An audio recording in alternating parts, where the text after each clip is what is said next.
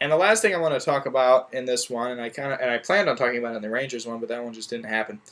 Uh, Lemtyugov. I think I'm saying that right. Lemtyugov. Nikolai Lemtyugov. He's one of our better prospects in our system, and he was playing in Peoria up until about November, December. I can't remember, but he left and went back to home in Russia to play in the KHL. And I came across an article recently, which was in Russian, so I had to run it through Google Translator, so I could be talking and not understanding what I read. But it seemed to me that he feels it was a mistake to leave the AHL. It seems to me he probably wants to come back. He doesn't feel he burned any bridges. And that seemed to be a direct quote used a couple of times, at least as direct as a translator can be. So I really feel that this guy has potential, and I know that his heart kind of came into question, especially considering that he took himself back overseas and he basically said goodbye. But this guy's got potential, and if he wants to come back over here, I don't see any reason why you deny him a roster spot in Peoria, definitely.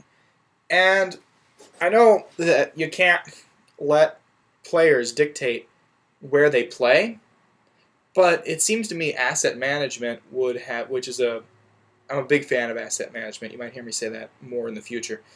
But if you're going to manage your players correctly, you first have to retain them.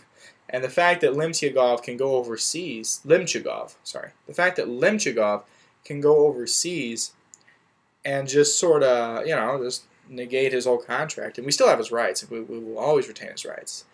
But you gotta, if he's asking for more playing time, like in the NHL, and the threat seems to be that he's going to go back to the KHL if he doesn't get it, I would give him a couple of games. I know that you can't let the inmates run the asylum or whatever, and I know that the animals can't run the barn. Whatever fun metaphor analogy you want to use on this, I understand that. But I don't think Lemmy was asking I don't think he was asking too much. He wanted to see some playing time. He wanted to be here over guys like Winchester and Regier, Porter. I mean, these guys who have no bearing on the future of the St. Louis Blues franchise. Maybe Winchester does, but other than that, guys that have no bearing. So why not give him a couple of games up here when we're really hurting on injuries? Why not give him a couple of games up here and let's see what he can do? I know that his stats didn't really dictate a call-up over guys like Regier and Winchester, but if he was saying he was going to go back to Russia and it's a borderline call between Winchester and Lemmy, just throw in Lemmy and don't make it an issue. But okay, that was our decision. And also, when he got sent over, JD said that he didn't see it coming, in so many words. He didn't see it coming. He didn't know that Lemmy was going to deport and go back to Russia. But it comes out in this article that Lemmy says that he told Payne, which is the coach in Peoria, he told Payne that he was thinking about going back to the KHL. So somewhere between Payne and JD, the message didn't get through. Because I think either it didn't get through or else JD's lying. I think that if Payne comes up to you and says, look, I've got a player who might be going back to Russia, JD, I don't know what to do. The first thing JD should do is look into trading him, considering that he still has value and he could still make the NHL on some rosters, and the teams would love to have a prospect like Lemtyugov, I'm sure. So why? It's all about asset management. Why wasn't he considered in a trade early on? I mean, I don't know.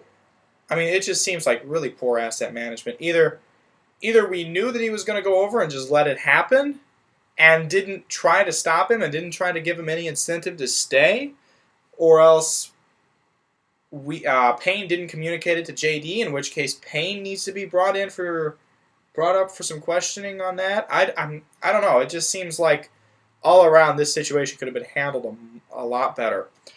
So that's the last thing I had on my list to talk about. I think that rant took about 5 minutes. So sorry, not a very funny joke this time, but couldn't come up with anything. It's hard, man. All right, so I'll catch you guys later. Go ahead and comment. I haven't Haven't gotten any comments yet. Makes me a little sad. So yeah, go ahead and let me know what you guys are thinking of these, because this is number 4 and 5. Yeah. So go ahead and comment me. All right. Talk to you later.